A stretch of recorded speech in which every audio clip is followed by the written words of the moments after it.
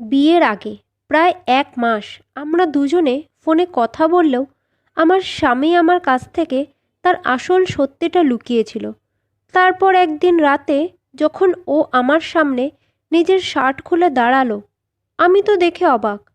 সেদিন আমি বুঝলাম কেন ও আমার সামনে জামা খুলতো না।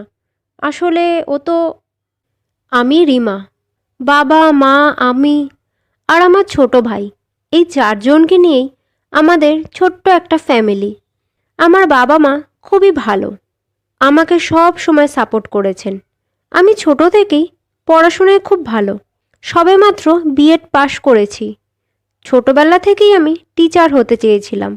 আমি পড়াশোনা নিয়ে এতই ব্যস্ত ছিলাম যে কোনো ছেলের সাথে প্রেম করব সেই সময়টাই পাইনি। এটা ঠিক যে কলেজে ওঠার পর অনেক ছেলেই আমাকে প্রপোজ করেছে, কিন্তু কখনো প্রেমে পড়ার সময় হয়নি। আমি জানতাম যে আমার অ্যারেঞ্জ ম্যারেজই হবে, তাই আমার জন্য ছেলে দেখার দায়িত্বটা বাবা মার উপরই ছেড়ে দিয়েছিলাম। বাবা মা যাকে দেখে দেবেন সে তো ভালোই হবে। আমি সরকারি স্কুলে চাকরি পেয়েছি, এই 6 মাস হলো। বয়স আমার 28। তাই বাবা মা আর দেরি না করে আমার বিয়ের জন্য ছেলে দেখতে শুরু করে দিল। আগামী রবিবার একজন ছেলে ও তার ফ্যামিলি আমাকে দেখতে আসছে। ছেলে রেলে চাকরি করে। ছেলেটার ছবি অবশ্য আমি আগেই দেখেছি। বাবা আগে ভালোভাবে ছেলে আর তার পরিবারের খোঁজ খবর নিয়েছেন, তারপর আমাদের বাড়ি আসতে বলেছেন। দেখতে দেখতে রবিবারও চলে এলো। ছেলে বাড়ির লোকেদের সকাল 11টায় আসার কথা, কিন্তু দুপুর 2টো বেজে গেলেও যখন তারা আসলো না, আমি ভাবলাম আর হয়তো ওরা আসবে না। তাই লাঞ্চ করে পাশেই বন্ধুর বাড়ি চলে গেলাম। কিন্তু কিছুক্ষণ পরেই মা ফোন করে জানালো যে আর 2 ঘন্টা পরই ছেলে বাড়ির লোক আমাকে দেখতে আসছে। তাই আমি যেন তাড়াতাড়ি বাড়ি এসে তৈরি হয়ে নিই। আমি বাড়ি এসে তাড়াতাড়ি তৈরি হয়ে নিলাম। তৈরি বলতে একটা ঢাকাই শাড়ি পরেছি আর অল্প কিছু সোনার গয়না, ব্যাস। অবশেষে ছেলে আর তার বাড়ির লোক এসে পৌঁছলো। আমি তখন কাকিমণির সাথে রান্নাঘরেই ছিলাম। বাইরে থেকে কথা বলার আওয়াজ আসছিল। জানতে পারলাম রাস্তায় ওদের গাড়িটা খারাপ হয়ে গেছিল, তাই আসতে দেরি হয়েছে। কয়েক মিনিট পরই মা আমাকে ডাকতে আসলো। আমি মা আর কাকিমণির সাথে চায়ের ট্রে নিয়ে বাইরে এলাম। সবাইকে প্রণাম করার পর ছেলের মা আমাকে ওনার পাশে বসতে বললেন। তারপর নানা রকম কথা জিজ্ঞাসা করতে লাগলেন। আমার হবি কি, আমি রান্না করতে পারি কি না, পড়াশোনা ছাড়াও কোনো হাতের কাজ পারি কি না, এই সবই। আমি যেখানে বসেছিলাম তার ঠিক সামনেই ছেলে আর তার জামাইবাবু বসেছিল। ছোট থেকেই আমার লজ্জাটা একটু কম, তাই মাঝে মধ্যেই আমি ছেলেটার দিকে তাকাচ্ছিলাম। সত্যি বলতে ছেলেটা খুবই স্মার্ট ছিল। একটা সাদা রঙের শার্ট আর ডেনিম জিন্স পরে এসেছিল। আমি তো এক দেখাতেই মনে মনে হ্যাঁ বলে দিয়েছিলাম। কিন্তু শুধু আমার হ্যাঁ বললেই তো হবে না, তাকেও তো আমাকে পছন্দ করতে হবে। কিছুক্ষণ পর ছেলের দিদি আর জামাইবাবু বলল, তোমরা যদি একা নিজেদের মধ্যে কিছু কথা বলতে চাও তাহলে বলতে পারো। সে প্রথমে না বলেছিল, তবে বাড়ির সবার অনেক বলার পর সে একা কথা বলতে রাজি হলো। এই ব্যাপারটা আমার ঠিক ভালো লাগেনি। তারপর ভাবলাম হয়তো ও লজ্জা পাচ্ছে, তাই প্রথমে না বলেছিল। তারপর আমরা দুজনে আমাদের দোতলার ঘরে গিয়ে বসলাম। ঘরে এসেও সে কিছুক্ষণ চুপ করে বসেছিল। আমি মনে মনে ভাবলাম হয়তো আমাকে ওর পছন্দ হয়নি, তাই কিছু বলছে না। তারপর আমি নিজেই কথা শুরু করলাম। জানতে চাইলাম, আপনি কি করেন? সে বলল, আমার নাম নিশ্চয়ই জানো। না জানলে আমি বলছি, আমি অমিত, ইস্টার্ন রেলে চাকরি করি। কিছুক্ষণ আমাদের মধ্যে কথা হলো। তারপর আমরা নিচে চলে আসলাম। দুই বাড়ির বড়রা কথা বলার পর আমাদের বিয়েটা পাকা হয়ে গেল। ওর ঠাকুমা খুবই অসুস্থ, তাই ওরা চাইছিল বিয়েটা যাতে তাড়াতাড়ি হয়। আমাদের বাড়িতেও এই নিয়ে কোনো অসুবিধা ছিল না, তাই বিয়েটা 1 মাসের মধ্যে ঠিক হয়ে গেল। এরই মধ্যে আমি অমিতের নাম্বার নিয়ে ওর সাথে ফোনে কথা বলা শুরু করি। ফোনে আমিই বেশি কথা বলতাম। ভাবলাম হয়তো ও একটু লাজুক, তাই কম কথা বলে। প্রায় 1 মাস আমরা অনেক কথা বলেছি।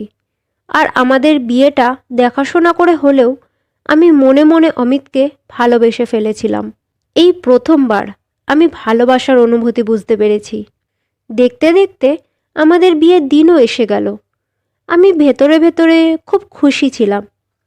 মা বাবা ভাইকে ছেড়ে যাওয়ার দুঃখ ছিল ঠিকই, তবে আমি এটা ভেবে খুশি ছিলাম যে আমি অমিতের মতো একজনকে জীবনসাথী হিসাবে পেয়েছি।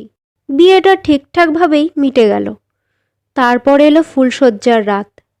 আমি একটু নার্ভাস হয়ে ফুলে সাজানো বিছানায় বসেছিলাম। কিছুক্ষণ পর অমিতের বন্ধুরা ওকে ঘরে পাঠালো। ঘরে ঢুকে ও আমার দিকে তাকালো। আমিও ওর দিকে তাকিয়ে একটু হাসলাম। ওকে দেখে কিছুটা নার্ভাস লাগছিল। আমি ভাবলাম হয়তো আমার মতোই অমিতও নার্ভাস ফিল করছে। তারপর অমিত যখন দরজাটা বন্ধ করলো, কেন জানি না আমি আরও নার্ভাস হতে শুরু করলাম। আমি তো লাজুক নই, কিন্তু আজ আমার খুব লজ্জা করছিল। হয়তো আমার মতন সব মেয়েরাই ফুলশয্যার রাতে এমনই লজ্জা পায়। এরপর অমিত বাথরুমে গিয়ে জামা কাপড় বদলে এসে খাটে বসলো। 2-5 মিনিট চুপ করে থাকার পর বলল, তুমি নিশ্চয়ই খুব ক্লান্ত হয়ে গেছো, আজ একটু বিশ্রাম নাও। মনে হলো যেন অমিতও একটু ক্লান্ত, তাই আমি আর বেশি কিছু বললাম না, শুয়ে পড়লাম। পরের দিন সকালে অমিত ফ্রেশ হয়ে বাথরুম থেকেই জামা কাপড় বদলে এলো। দেখে আমার একটু অদ্ভুত লাগলো, তবে ভাবলাম হয়তো আগে থেকেই ওর এমনই অভ্যাস। পরের দিন রাতেও একই ঘটনা ঘটল। এবার আমার মনে হচ্ছিল যে হয়তো অমিত কিছু গোপন করছে, কারণ সেটা তার মুখে স্পষ্ট বোঝা যাচ্ছিল। এভাবেই 3-4 দিন কেটে গেল, আর রোজই একই ঘটনা ঘটতে থাকলো। তারপর সেদিন রাতে যখন বাথরুম থেকে ও কাপড় বদলে ঘরে এলো, আমি ওকে জিজ্ঞাসা করলাম, কি ব্যাপার বলো তো? তুমি কি আমার কাছে কিছু লুকাতে চাইছো? যদি তোমার কিছু বলার থাকে তাহলে বলো। শুনেও বলল, হ্যাঁ, কিছু তো ব্যাপার আছে, আর সেটা খুব শিগগিরই তুমি জানতে পারবে, কিন্তু হয়তো সেটা জানার পর তোমার খারাপ লাগতে পারে। আমি বললাম, তুমি যদি না বলো তাহলে আমার আরও বেশি খারাপ লাগছে। তখন সে নিজের শার্ট খুলে দিল। আর কিছু বলার প্রয়োজন হয়নি, আমি বুঝে গিয়েছিলাম। তার বুকের ডান দিকে একটা ট্যাটু করা ছিল, আর তাতে একটা নাম লেখা ছিল, পূজা। আমি চুপ হয়ে গেলাম এবং বিছানার এক পাশে শুয়ে পড়লাম। সে আমার সাথে কথা বলতে চাইছিল, কিন্তু কিছুক্ষণ পর সেও বিছানার অন্য পাশে শুয়ে পড়ল। পরের দিন আমার মনটা ভালো ছিল না। আমি বেশি কারোর সাথে কথা বলছিলাম না। আমার এটা ভেবে বেশি খারাপ লাগছিল যে ও আমাকে এই কথাটা আগে বলতে পারত। এটা ঠিক যে আমাদের বিয়েটা তাড়াতাড়ি হয়ে গেছিল, তবে এতটাও কম সময় ছিল না যে ওই কথাটা আমাকে জানানোর মতন সময় পাইনি। পরের দিন রাতে ও ঘরে আসার আগেই আমি বিছানায় শুয়ে পড়েছিলাম। সে ঘরে ঢুকে বুঝতে পারল যে আমি ঘুমাইনি। ও ঘরের আলোটা নিভিয়ে আমার গায়ে হাত রেখে বলল, তুমি চাইলে আমরা কথা বলতে পারি। আমি বললাম, এখন আর কী বা বলার বাকি আছে? সে বলল, আমি সেই মেয়েটাকে খুব ভালোবাসতাম, কিন্তু পূজা সবসময় ফ্যামিলির থেকে আলাদা থাকতে চেয়েছিল।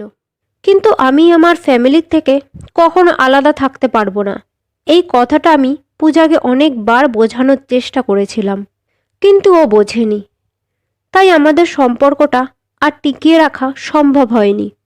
আমি তাকে প্রশ্ন করলাম, সে কি তোমাকে ছেড়ে অন্য কাউকে পছন্দ করেছিল? ও বলল, হ্যাঁ।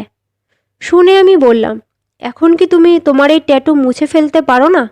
সে বলল, হ্যাঁ, আমি মুছে ফেলতে পারতাম, কিন্তু আমি ভাবলাম প্রথম তোমাকে বলবো। তারপর আমি চুপ করে থাকলো। আমিও কিছুক্ষণ চুপ করে থাকার পর ওকে বললাম, তুমি আমাকে বিয়ের আগে এই কথাটা বলতেই পারতে। শুনে আমি জিজ্ঞাসা করলো, যদি আমি তোমাকে আগেই বলে দিতাম তাহলে কি তুমি এই বিয়েটা করতে না? আমি বললাম, এই প্রশ্নটা করে এখন আর কি লাভ, তাই তুমিই বলো, এখন তুমি কি করতে চাও? সে বলল, তুমি যা চাইবে আমি তাই করব।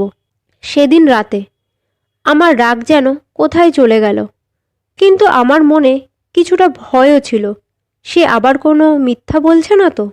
আমি আর কিছু বললাম না। এভাবেই প্রায় 2 মাস আমরা একে অপরের সাথে কথা বলিনি। স্বামী স্ত্রীর কোনো সম্পর্কও আমাদের মধ্যে হয়নি। ও আমার সাথে কথা বলতে চাইতো ঠিকই, কিন্তু আমি বলতাম না। তারপর একদিন রাতে আমি ওকে প্রশ্ন করলাম, তুমি কি তোমার আগের ভালোবাসার মানুষটির থেকেও আমাকে বেশি ভালোবাসতে পারবে? শুনেও একটু হেসে বলল, ওটা সেই রাতেই হয়ে গিয়েছিল, যখন তুমি আমার সত্যিটা জানার পর আমাকে ক্ষমা করে দিয়েছিলে। শুনে আমি বললাম, আমি তো কখনো বলিনি যে আমি তোমাকে ক্ষমা করেছি। অমিত বলল, তাহলে এখন বলে দাও। তার ভালোবাসা আমাকে তার গলা জড়িয়ে ধরতে বাধ্য করে দিল।